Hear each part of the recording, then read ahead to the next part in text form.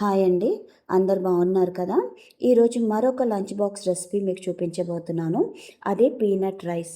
ఇది పిల్లలకి లంచ్ బాక్స్లో పెట్టొచ్చు, లేదా మధ్యాహ్నం మనం భోంచేసేటప్పుడు అన్నం చల్లగా అయిపోతే ఈ విధంగా చేసుకొని మనము తినొచ్చు. దీనికి ముందుగా అన్నం వండుకొని, లేదా ఆల్రెడీ వండేసిన అన్నమైనా పక్కకు తీసుకొని పెట్టుకోవాలి. ఇప్పుడు దాంట్లోకి పల్లీలను తీసుకొని మనకి ఎంతైతే అవసరమో అంత పల్లీలు తీసుకొని వేపుకొని పౌడర్ చేసుకొని ఒక బౌల్లో వేసుకొని పక్కన పెట్టుకుందాం. అలాగే కరివేపాకు, జీలకర్ర, ఆవాలు, ఎండుమిరపకాయలు, కొత్తిమీర, ఎల్లుల్లిపాయలు తీసుకుందాం. ఒక ప్యాన్ తీసుకుని 3 స్పూన్స్ ఆయిల్ వేసుకుందాం. ఆవాలు, జీలకర్ర, కరివేపాకు వేసుకొని కలుపుకుందాం. ఎండుమిరపకాయలు వేసుకొని కలుపుకుందాము. ఇప్పుడు ఎల్లుల్లిపాయలు వేసుకొని కలుపుకుందాము. ఇప్పుడు అందులోకి పసుపు, కారం వేసుకుందాము.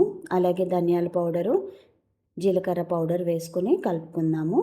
అలాగే పల్లీల పౌడర్ కూడా వేసుకొని 2 నిమిషాలే ఫ్రై చేయాలి, అది తొందర మాడిపోతుందండి.